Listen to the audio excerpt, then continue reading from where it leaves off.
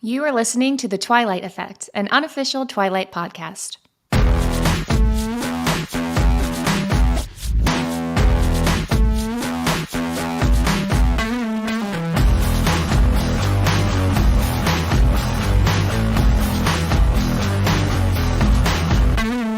Okay, everyone, welcome back to The Twilight Effect. I'm wildly excited about this episode. I know. Hold on. Are we going to introduce ourselves?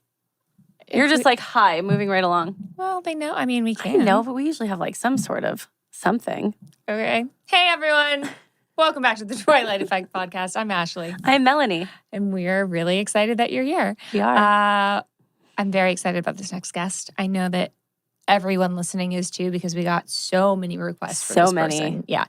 And thankfully, she said yes to being on the podcast. So later on, we're going to have Mackenzie Foy, the one and only Renesmee, on.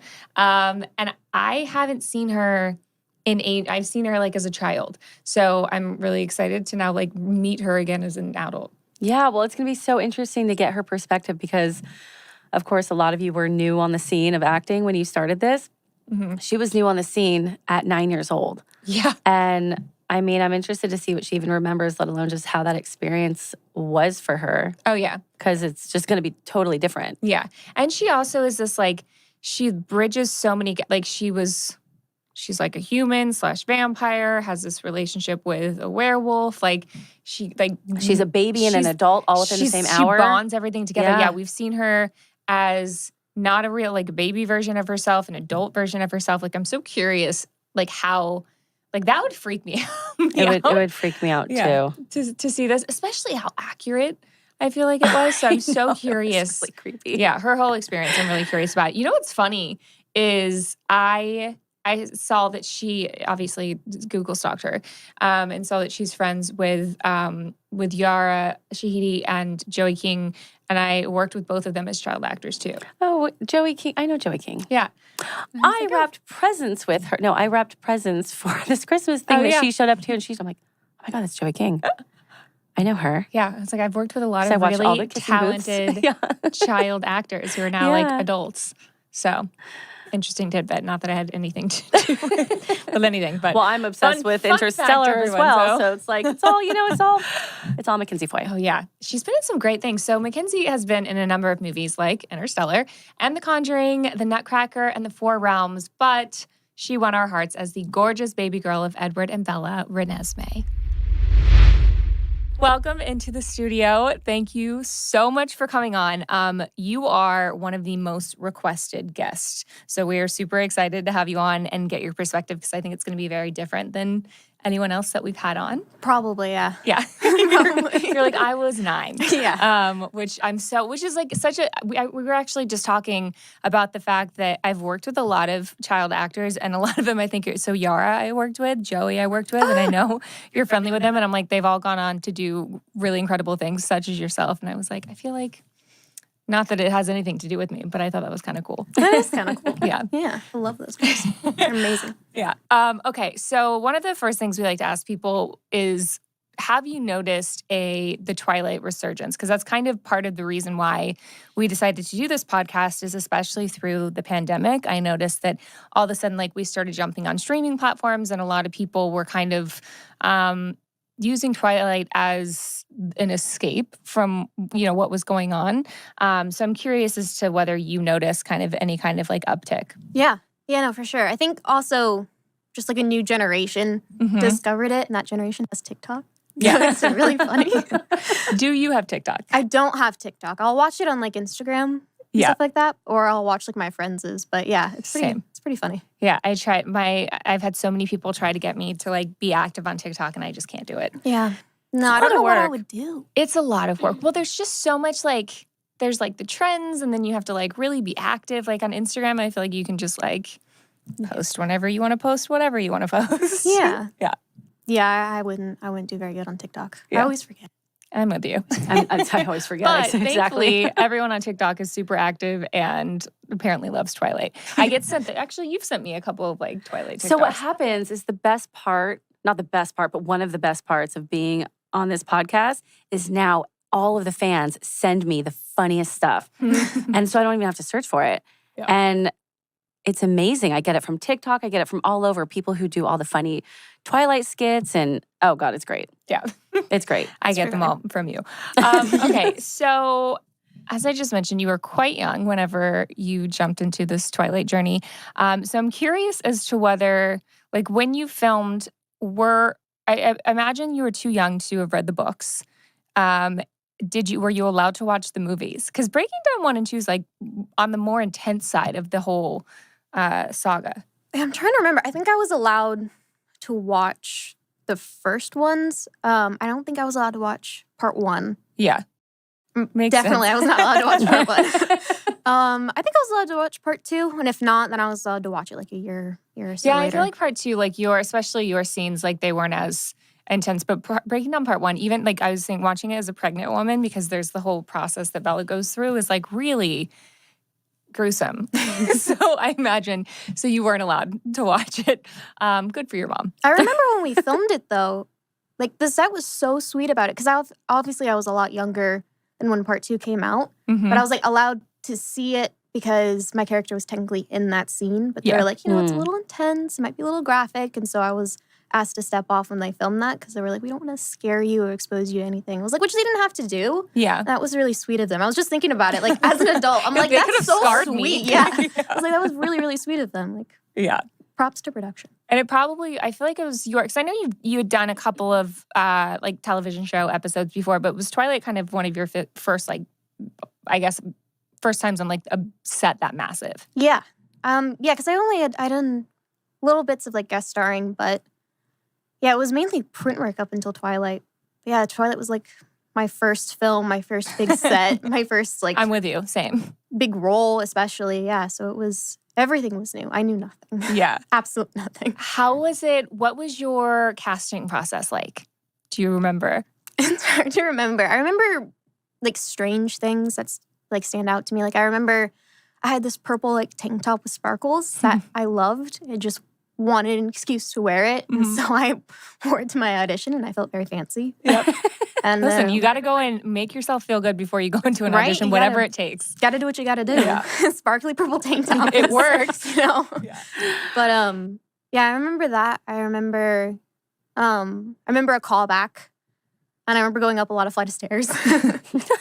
Oh, yeah. And then I remember meeting Wick and Bill Mm-hmm. and talking to them and all that kind of stuff. Yeah, it's like little bits I remember. Yeah. Was it, I imagine, what is the casting process like when you're that young? Like, do you still have to memorize a lot of lines, or is it more kind of like them looking for an essence in a person? I would say it's about the same as it is now. I think the content and the types of characters aren't as intense, like, depending on the situation. But yeah, it's the same. You get the same material. You got to do the same prep, all that kind of stuff. That whole process is the same. I don't know what I was doing at that age, but not. I just can't even imagine wrapping my head around all of that, the intensity of it.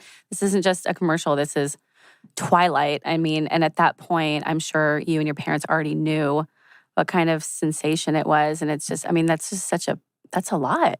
It's incredible. How did you get into, I'm curious, like, what was your transition into film or television acting from print modeling? So I started print work when I was 3. And then I did print work jobs here and there. And then I worked for Cindy Crawford's furniture line. Okay. And then she had a commercial and she wanted me to be in the commercial. And that was my first bit of like on camera and motion, that kind of stuff. And I really, really liked that. And so it went on from like doing commercials or being an extra. And I just slowly worked my way up until Twilight. That's awesome. Yeah. That is cool. So do you remember when you first met your Twilight parents, Rob and Kristen? What is that like when they're like, so where are your parents now? You're like, nah, you're not. I don't remember. It's fair. I don't necessarily remember meeting them for the first time. I remember like our first scene, it was the Christmas scene. We were sitting in front of the fireplace. I remember that. That's but like meeting them for the very first time, I don't remember that. I feel like that's me with a lot of my castmates. Julia Jones was just on, and they were like, she was like, when did you guys first meet? And we were like, I have no idea. It was just such a I think it was like such a crazy experience and whirlwind that like there are a lot of these like details that you kind of like certain things stick out, but then everything else is like kind of this blur. It happens quickly, I feel like. Yeah. Even now with like films, you're like, it's okay, you're cast. Go, go, go, go, go. And it's kind of goes quickly. Head down, get ready to be on set. Yeah, do your thing. For sure. My next question, maybe not your first impression, because maybe you don't remember, or do you remember your first impression of being on this huge set for the first time? I mean, it's hard to tell because, I mean, Twilight, especially the last two, were massive sets. They're really, really big sets to be a part of. But I had no set experience, really. So like no comparison, you mean? Yeah. Uh-huh. So it was just, everything was just big, new, and I was just excited to be there and happy. But yeah, I didn't have anything to compare it to. Yeah. So I imagine, like, I guess probably your parents would understand more than you did. Like, obviously this was like a massive sensation before, but you were kind of just like, I'm just going to go to set and have fun and do what I do. Yeah, basically. I think I didn't fully understand the concept of it being a big fandom. I knew that it was popular. I knew that a lot of people liked the books and people talked about it. And like I heard about it all the time. But because I was 9, I wasn't like fully paying attention. Yeah. And I hadn't really gotten to the age where I was like into fandoms. Like when I was like 15, 14, I was like, oh, yeah, this is awesome. And I'm a part of this fandom and this fandom. And I talked about it. And then I was like, oh, I understand now what it was like. Yeah. I just wasn't old enough to That's understand. such an interesting perspective. Did you do you remember at all like the first time you saw us as vampires? Or was it just kind of normal? I'm trying to remember. Did we do like a hair and makeup test? Probably separately. I just mean like on set. Like I'm interested if like seeing like the contacts of that like registered or you were just I remember like, the contacts and like everybody like having different colored eyes, and I was like, oh, and then because I had contacts too. Oh, and I yeah. felt cool because I had contacts. Yeah. So I was like, we all have I feel like contacts. this is great. Cool. Yeah. Cool. I'm in character. Actually, is there such a thing at 9 as like getting into character? I mean, I definitely think it's hard to remember exactly what it was, but I think I definitely had my own process of getting into Renesmee. Mm-hmm. I don't think I think my just process intensified. is probably different now. And also I know a bit more about like research and like character study and like emotional flow and arc and all that kind of stuff. Whereas like then I was like, okay, I knew this is the scene. These are everything that I need to hit in the scene. Like I understood that aspect. Yeah. I feel like kids are also just like there's like an instinct there that is a really beautiful thing. Like, I don't know, I've seen like a lot of younger actors just like they like things just like click and make sense to her. Like the older I got, or it was like there's so much more like thought that went into it, and sometimes you're your own worst enemy. Like, I don't know. Yeah, like overthinking maybe. Yeah. Yeah, maybe. I was just thinking that. I feel like when you're younger, you can just go and be like, oh, this is cool. Do that, great, and do it. Whereas when you're older, Here's this it's like emotion. this big thing. And Yeah. overthinking, I think, would be an understatement. How do you is it something you worked with your mom or your parents on when, like, if you have to, I'm always curious, like, if you have to cry on set and you're that young, like, what is it that, do you just go, like, remember something that makes me really sad? Yeah, I think that aspect is probably still similar now, just, like, trying to be in the moment of your character and, like, the scene and letting, like, the emotions kind of go through you. Yeah. As well as sometimes thinking of sad things to kind of help you out. Yeah. But, yeah, my parents never worked with me on scenes. I mean, if I asked them, like, hey, can you help me make sure I know these lines? They'll help me with that. But, like, as a kid, they're like, if you want to do this is your responsibility. This is your accomplishment. You got to do what you got to do. You have to put in the work if you want it. And so that was always my parents' standpoint. They're like, we'll help you as much as we can, but this is your job. Yeah. And I was like, this is what you want to do. Which I really respect that they always did that. Yeah, that's awesome. That is really cool. Set But you up also for to success. hear that at like that age, this is your job. Well, they're like, it's not like it's like your job, but like it's going like, to sports or something, right? Yeah, Where such they're a trip like, to think you had a very big job at that age. Yeah. I mean, Yeah, it's I cool. loved it. It was, it is and still, it was and it still is a privilege to be able to do what I do and to be able to do the dream that I want. yeah. So when my parents were like, if you want that dream, you got to work for it. It's great that you knew that at such a young age. Yeah. Good, I love good that. parents. Yeah, good. I feel like I go back and forth on whether or not, like, if my kid was like, I want to be an actor, if I would let them. But I imagine, like, I haven't thought about it until now that, like, it could just be, like, the same as, like, you go into a sport And like the child has to understand that like if you start something, you finish it, you have to work hard for it. Like, Yeah. maybe. Any aspect of life. Yeah. Here's a rapid fire question for you. How many doctors do you have? Probably 18.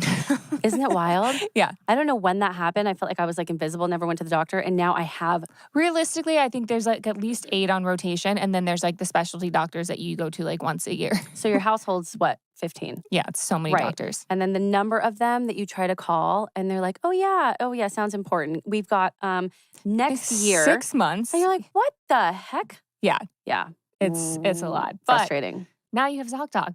ZocDoc is a free app that shows you doctors who are patient reviewed, take your insurance, and are available when you need them. On ZocDoc, you can find every specialist under the sun, whether you're trying to straighten those teeth, fix an achy back, that's me, get that mole checked out, or anything else, ZocDoc has you covered. Oh, yeah. ZocDoc is crucial for if you're 35 and taking care of yourself, but also are married, have kids. Like, I make all my husband's appointments. I will make all of my children's appointments. And so without something like ZocDoc, that's a very time-consuming task and something that I feel like nobody wants to do, and it's wildly frustrating. Go to ZocDoc.com, find the doctor that is right for you, and book an appointment in person or remotely that works for your schedule. Every month, millions of people use ZocDoc, and I'm one of them. It's my go-to for whenever I need to find and book a quality doctor. Go to ZocDoc.com/Twilight Effect and download the ZocDoc app for free. Then start your search for a top-rated doctor today. Many are available within 24 hours. Amazing. I know. That's ZocDoc.com/Twilight Effect. ZocDoc.com/Twilight Effect. Inner Peace is great and all, but you know what's better? Making it to level 1000 on Best Fiends. You did not. That is a true feeling of satisfaction. I've been busy. Get out of here. Are you really? No, I haven't made it to 1,000, but I broke 100. Okay. Woo! I rolled in here. I was like, I cannot wait to tell her what level I'm on right now. And I have passed 150. Yeah. And when you said that, I'm like, stop it. You did not. All of my like went out the window. By tonight, I'll be at level 200. Okay, so my inner peace is fully intact. Once you download Best Fiends, you can play anywhere, even without internet connection. My favorite part. Yep, it really is. Which is great if you're stuck without Wi-Fi on a plane. All those, my house. Yeah. Or if like your Wi-Fi just sometimes my Wi-Fi just goes out at the house. And your Wi-Fi always goes out. Yeah. Collect tons of fiends that get powered up as you play more levels. Every win brings new challenges, thousands of puzzles to play. And new end-game events are added all the time, which is another personal fan favorite of mine. Like, you kind of never know what you're going to get. I love that. Because if you do, it's going to get boring, right? Yeah. Never gets boring. Always keeps you on your toes.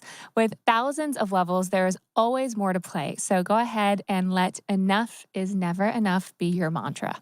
Oh, I love that. That's my mantra. Download Best Fiends for free from the App Store or Google Play. Plus, earn even more with $5 worth of in-game rewards when you reach level 5. That's friends without the R, Best Fiends. So much fun comes from this part of your character, and it's the fact that you start as a newborn and quickly go into your actual self very quickly, but the newborn looks exactly like you.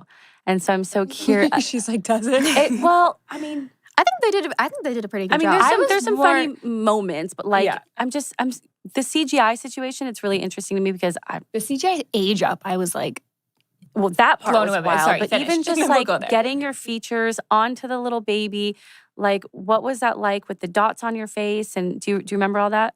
Like, I didn't wear dots that often. I think there was only probably like 2 scenes where I had to wear dots. There was a lot of digital stuff. I always had to do like scans and all this kinds of stuff. I was standing, it was like a giant light bubble.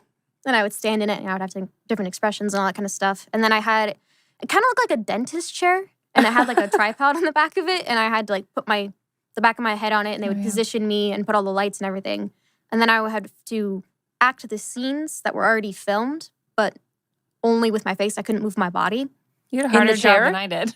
Yeah. Like in the dentist chair? Yeah, so they would film me and then they would motion capture, I guess, all of my acting and facial expressions and then they would put it. Whoa.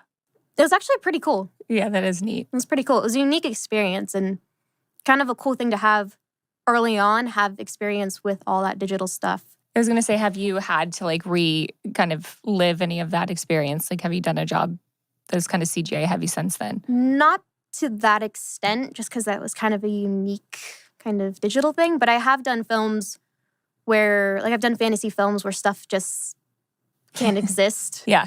And so you're talking to a tennis ball. So I've done stuff like that. Are you talking to a tennis ball? Talking to a tennis ball. Tennis ball is on set often. Well, Yeah. and Interstellar is like one of my favorite movies. I love that movie. And I'm sure you did a lot of that there, like experiencing things that didn't actually exist. There was actually very, very little like unpractical stuff on that set. Really? Like the dust storms were real. Even cool. like in the spaceships, I remember they did like projections. What do you of mean the space dust storms outside. were real? Those were real dust storms? Yeah, that was all. Ugh. Well, it was like this mixture of like stuff. Like created dust storms. Yeah, they had like giant Oh. fans, and it was actually That's It was kinda actually real. awesome. Yeah. it's pretty cool. Whoa. Yeah. But yeah, That is very interesting. I think the most digital stuff that I've done since then was the Nutcracker. But even then, Yeah. that was extremely practical. It was very minimal stuff. So it was That's pretty really cool. nice. yeah. How Yeah. was it seeing yourself CGI'd as an older? Yeah. Did that Person. freak your parents out? I Yeah. feel like seeing that because it 'Cause is it's- pretty good. It's pretty accurate. Yeah. It's pretty good. I think the only thing is that I'm not as tall. Yeah. Yeah, I'm she's not pretty as tall. You just didn't grow. But yeah, I think they did a pretty good job. Yeah. I think it's pretty stinking close. I like hadn't thought about it because I hadn't rewatched it probably since the premiere, and we just rewatched it, and I was like, wow, they did a great job, which I guess makes sense because you have like a lot of like like the FBI uses this technology Yeah. to like show you what a person would look like now. But I was like, oh man, that was great, and I wonder if that freaked your parents out. Or you out. I don't think so. Yeah, no, I thought it was kind of cool. I think we were all kind of like everybody else, just kind of waiting to see what I look like Yeah, when I hit my 20s or late teens, just to see like. I wonder how close it is. yeah. It's pretty close. They did It is nice pretty job. close. They did a really good job. Was there anything on set that kind of like freaked you out? I guess you said they kind of like sheltered you a bit, but was there anything where you were just like, whoa? Like Michael Sheen's laugh, for example. Do you remember?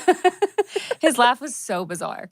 I never thought. Yeah, no, nothing scared me or made me uncomfortable or anything like that. I was just excited to be there and to Yeah. learn. And like Michael's laugh, no, it didn't. How did you hold a straight face for that? I mean, because that is Well, his when he's best like laugh in doing the it, I entire feel like movie is Well, like when when you're in in the it. scene, Yeah, so you're you're in like, it. it's a tense moment.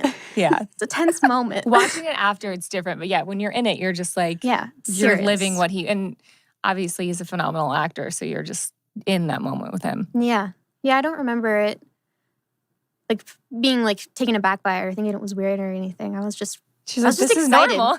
I thought it was like a cool like moment in the film. I think for Inesme too, because that's like her moment to like show her power and everything. Yeah. Right? Her power is pretty cool. It was very serious. I love that. And your sweet little hand on his face. We replayed that one like 7 times. What was it last week? yeah. We just, Just because the laugh and the whole thing is so great. But that's a good scene. Did you, I know you wanted to know this. We were talking about like there's a scene where you're on Jacob's back. Oh, when you're or running. Jacob Wolf. Jacob Wolf back. Do you remember what you were on or how you guys shot that? We did it a couple of different ways. It was like the torso of a wolf, and it was like on a Mhm. stand, and it had a stick in the back, and then somebody was like, Moving it. yeah, so it would look like it was breathing or it would turn, and then when we had to do the running part, that was done on like a mechanical bull. Oh, you were right. Hey. Yeah, it was like a mechanical bull, but it was like all fluffy, and I had to. And funnily enough, I lost a tooth that day.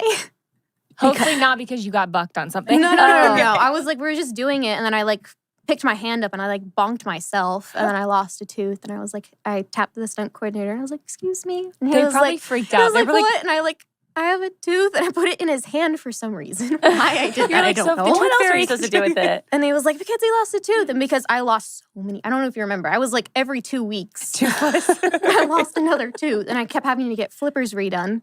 Because I didn't have Oh, to. no. But they were like, which one is it? And they're like, oh, it's a molar. And they're like, They're like, thank God. oh, thank God.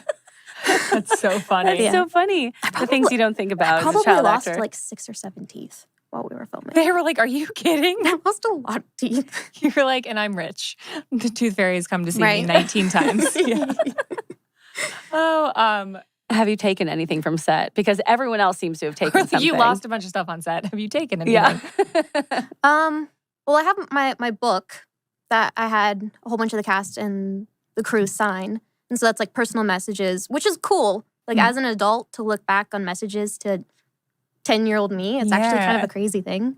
It's like a I looked yearbook. through it the other day and it was like, it just like all the memories came back and it was like, actually, I'm really glad that I did that. Yeah. Especially because it was my first one. And then I have one of Renesmee's hair clips. Somebody gave me one of her hair clips and I have it in a little box. Yeah. I bet other people in the world have her other hair clips and other weird things. Probably. Yeah. There's an actual museum in Forks, right? Mm-hmm. Yeah. There's like a Twilight museum. I think I've seen that. I think like some of our costumes are there. Yeah. And I was thinking, I think it would be cool to see my costume, see how I was like, how tiny it is. oh yeah, you really can't fit that anymore. No.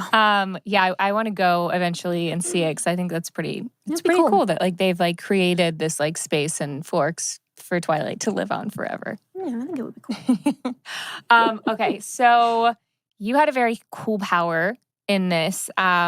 Is there any of the powers from this film in real life that you would like to possess? Like, is Renesmee's power something you would like or dislike?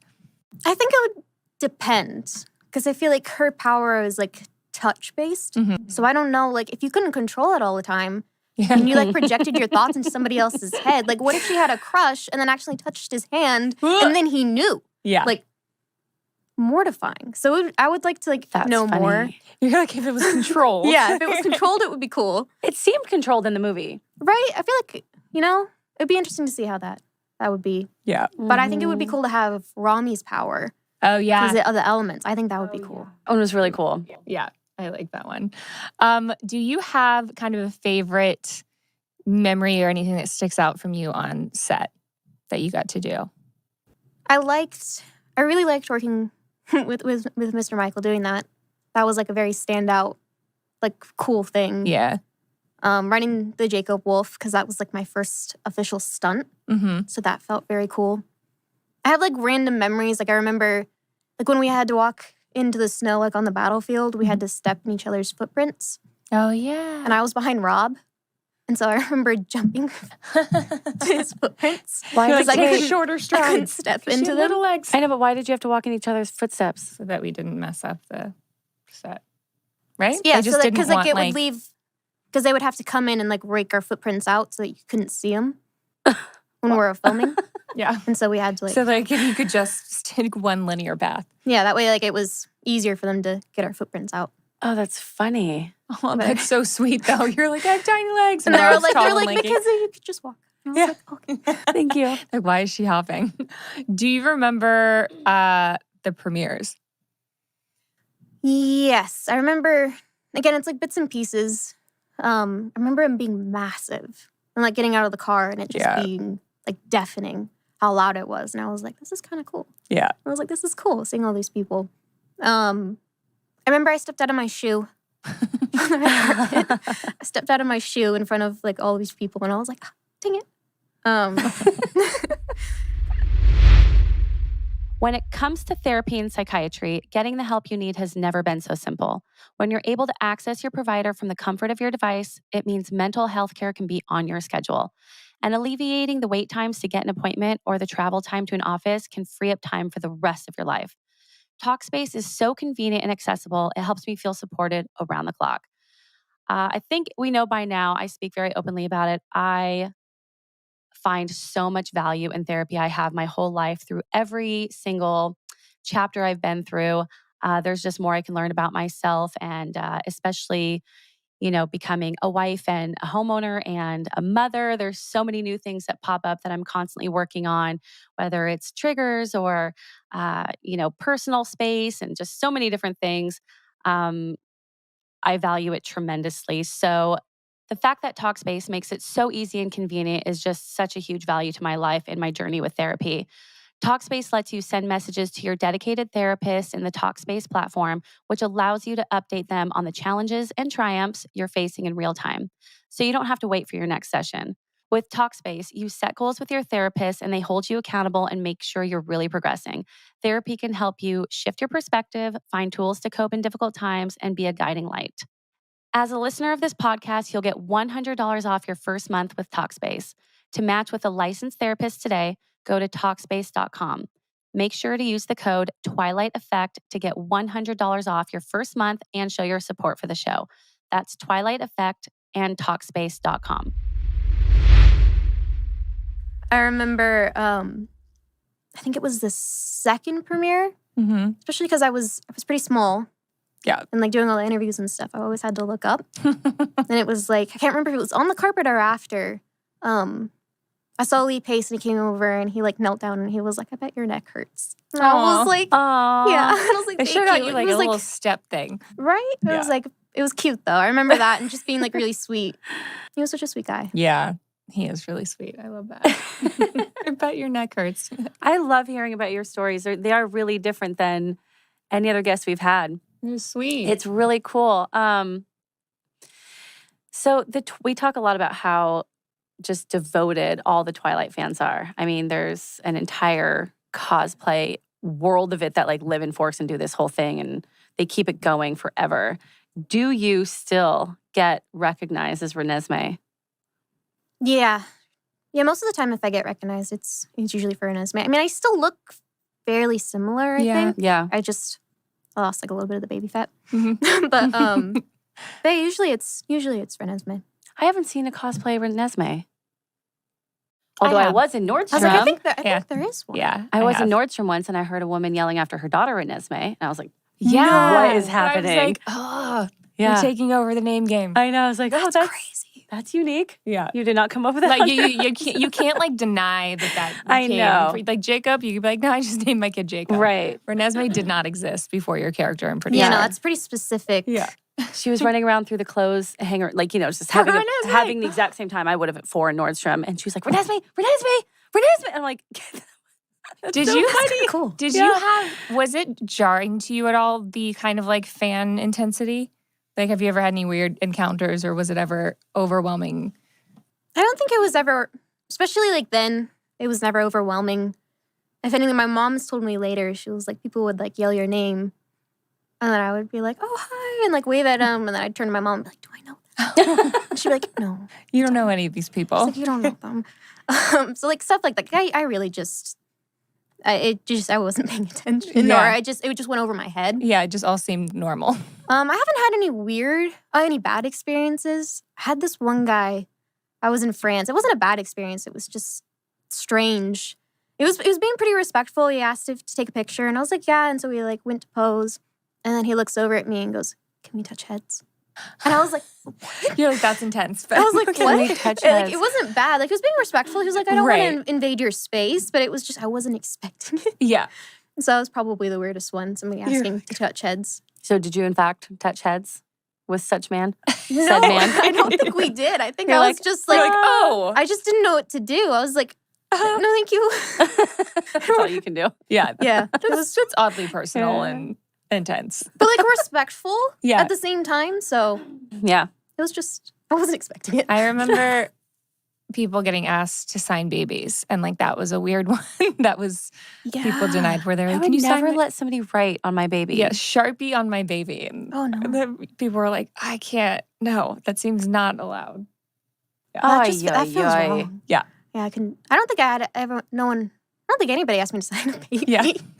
It's more, I think like Rob, that's Kristen, and so Nikki. strange. Nikki actually got out because her character had such a special relationship with Renesmee in the films too. And they were just like, that's probably the weirdest request that they've gotten.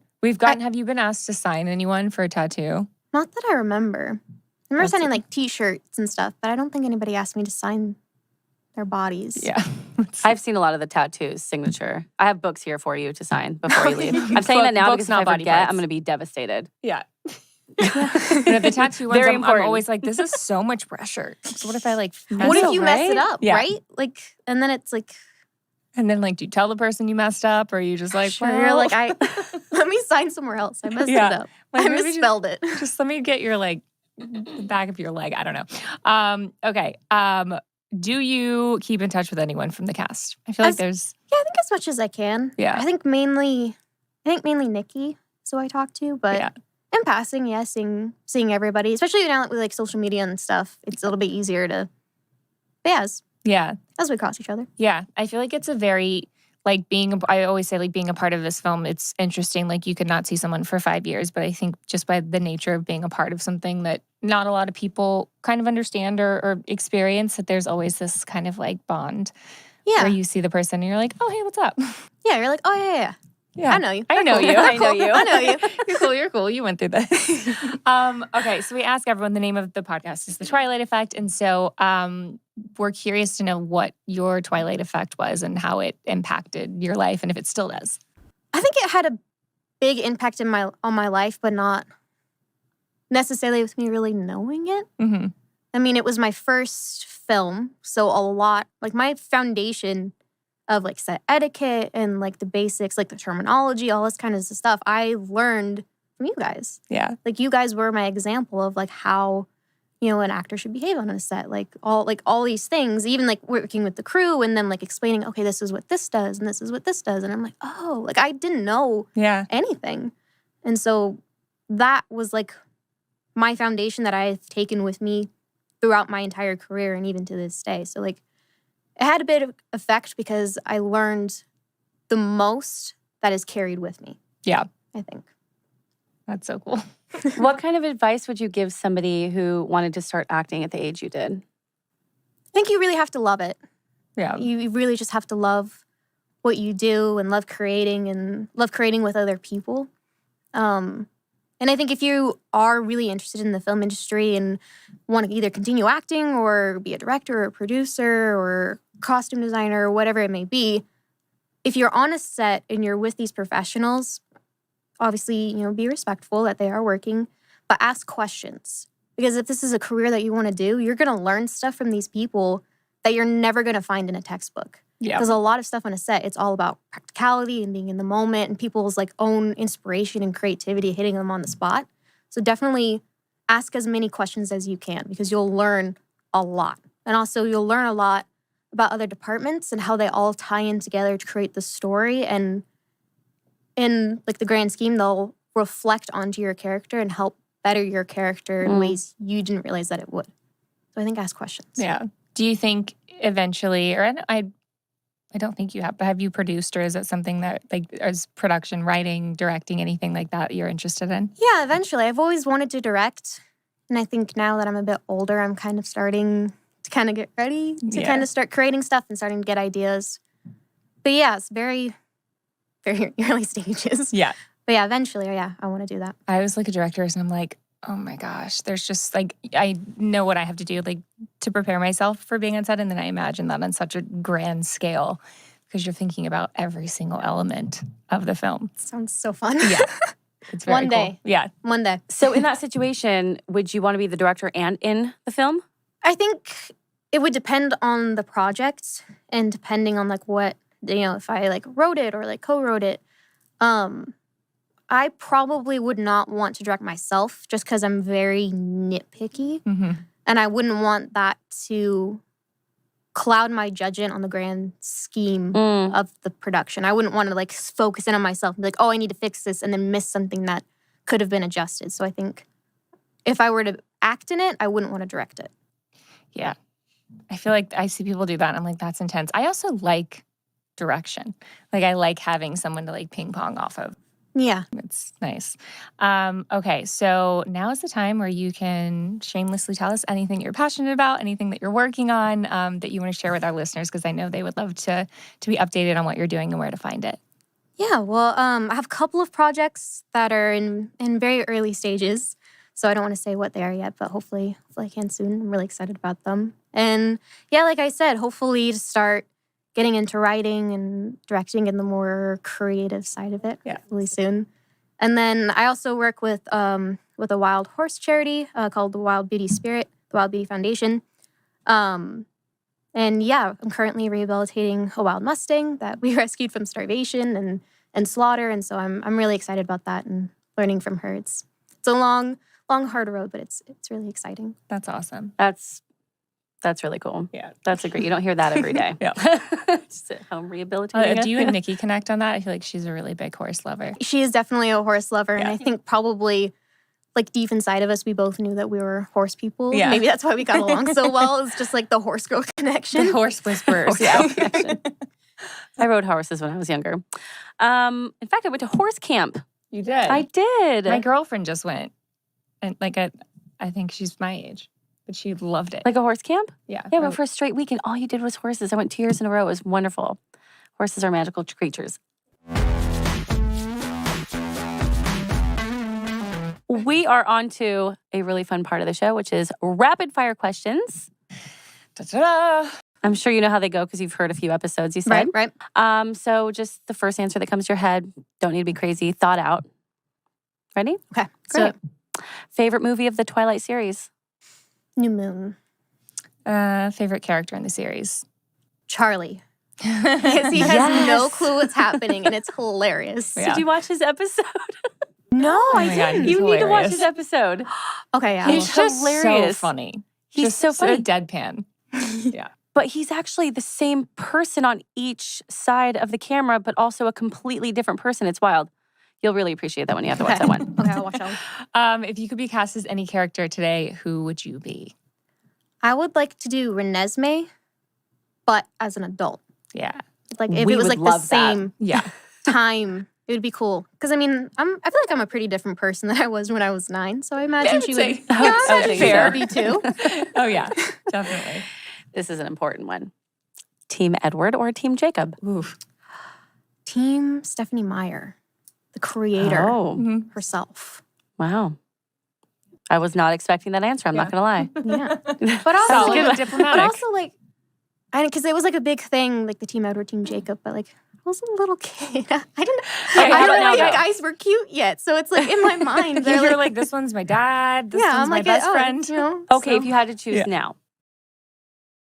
it's just weird. Yeah, it's just that's weird. fair. That's Yeah. fair. Everyone wants you to say Jacob. Yeah. Just so you know. Oh, I know. It's just I don't. weird, I though. want you to say I'm obviously Team Um, because he's a vampire. so this is the last question. Where is Renesmee now? We all want to know.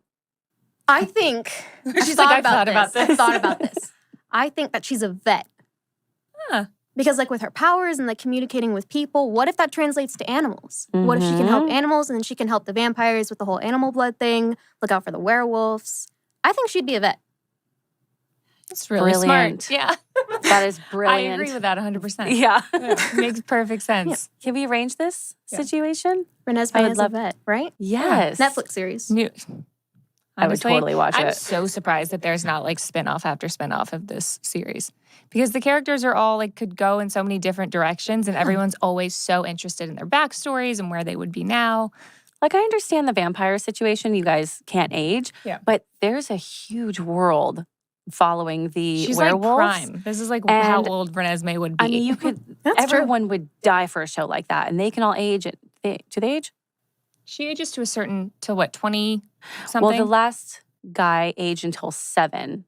Oh, okay, no. No, he was fully grown at 7. He was fully grown and at he 7, like, that's right. and then he was like fully aged at like, I want to say 22, but that could be a lie. But in anyways, this age range. Right. Let's do it. Yeah. All right. We'll send in that request. We're gonna make that happen. Okay. We're gonna move to a fun segment with fans. So some fans are calling in and they have some burning questions, probably for you. Probably not for me. So we're gonna throw our headphones on.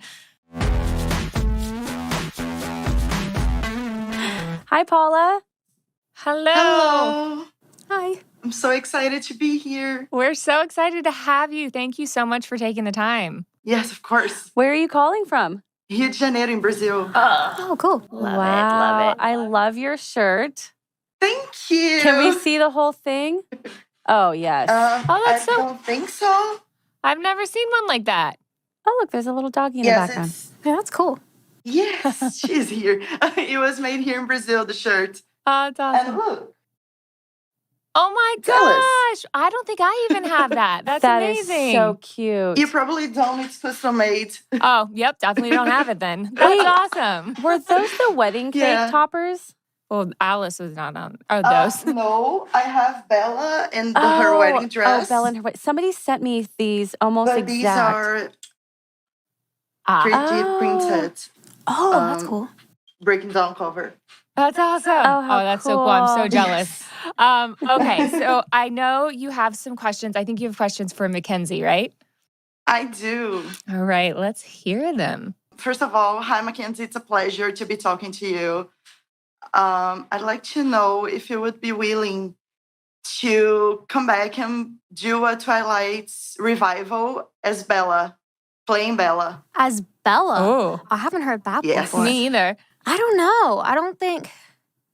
I think Kristen is just so amazing and so iconic as Bella. I could never come close to the legend that she is. So, yeah, no, I don't think I could play Bella. It's a good question though. I do think someone's gonna do it.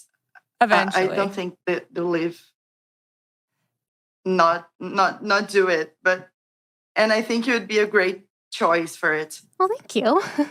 Yeah, that's a lot of pressure. That's some pressure right there. Yeah. I know that eventually they'll do a Twilight a kind of remake, but I'm just like, that's so, like, remakes are so tough because especially if everyone loves the characters as they are, like, how do you come in and like put your own spin on it, but like Yeah. keep it true enough to the book series? That's going to be really interesting. It's a touchy subject. Yeah. Would you want Yes. to, like, are you excited to see a remake? Honestly, no. I'm a There you very go. nostalgic person, Yeah. but I'm also open-minded. So I'd be excited to see the changes they'd make. I know we live in a very different world Yep. than we did back then. So there would probably be a lot of new exciting stuff. Yeah. All right. Let's hear question number 2. One of my favorite stories from backstage is your swear jar. That you Is there a kept on lot of set. money in that?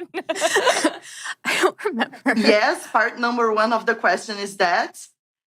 And part number 2, do you remember what you did with the money? I don't remember how much it was, but yeah, I remember because people kept telling me, they're like, you should make a square jar, and I was like, oh, it doesn't bother me. Like it's fine. Like you can like it's fine. Don't worry about it. And then eventually somebody else was like, just do it, please, for us. And I was like, okay. So I just like got I think it was like a plastic tub. Yeah. I was like, does this work for you guys? And they're like, yeah, that's great. That's perfect. And I was like, okay. She's like, and that paid for my college fund because you guys all have trash mouths. I remember I donated it all because I was like, I'm Aw. not going to keep this. So I donated it all to St. Jude when I got home. Oh, I Aw. That's what love I that. did Thank you so much. You're so sweet. Thank I'm you. so excited to be talking to you. I've been a fan for so many years. It's unbelievable. It's a dream come true. Thank you. That's awesome. It's nice to talk to you. Yeah, thank you so much for your questions. They were amazing. And thank you for making these incredible bauble dolls that I'm so jealous about and taking the time to be with us. I hope you have a wonderful day. You too. Thank you. Great. Bye-bye. Bye, Paula. Hello, our next fan we have is Brittany. Welcome, Brittany. Thank you so much for joining us. We're so excited to have you. Hi. I'm so excited to be here. Tell us where are you calling from? Missouri, actually. Missouri. And then I'm always curious to know how did you become a Twilight fan? How long have you become a Twilight fan? Or how long have you been a Twilight fan? I have so many stories about it. I became a Twilight fan. I was in high school. I think as most everyone, not Mel though, and that's totally fine. I was just going to say the same thing. I was like, not me. And every episode she's like, I was 26, everyone calm down. I was a freshman and I read the book with my best friend, and then I remember when the first movie came out, and then my birthday is actually November 20th. So a lot of the movies came out on November 20th. So I went to do like my birthday every year at the movies. And of course I Google like if a new show comes out or a new movie comes out, I always Google like, is this based off a book? And of course they are. So I remember me and my mom like waiting pens and needles for Breaking Dawn to come out, and we both read it at the same time. And ever since then, we were just obsessed waiting on movies to come out. I still watch them as like comfort movies because they're just like dark and I don't know, comforting. Yeah. So I'll like lay in bed on a rainy day and watch.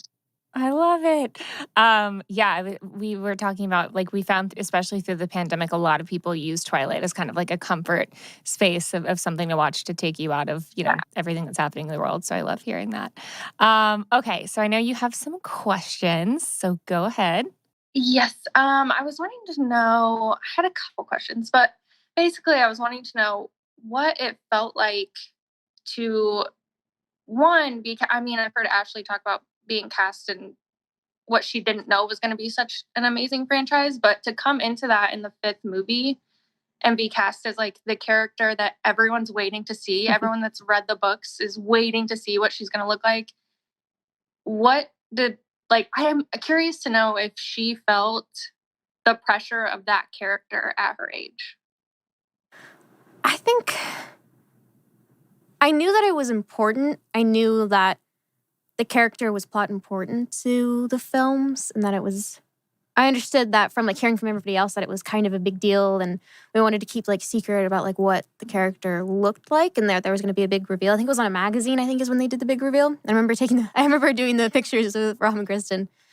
But I think I was young enough and everything was just so new and just amazing that there wasn't like any pressure or anything. It was just kind of like, I get to be in a movie and this is a dream come true and I'm so excited. And so I was just happy to be there. That's awesome. My second question was just being born into obviously the vampire side of things, but then being destined to kind of be on the wolf side of things. Do you feel like your character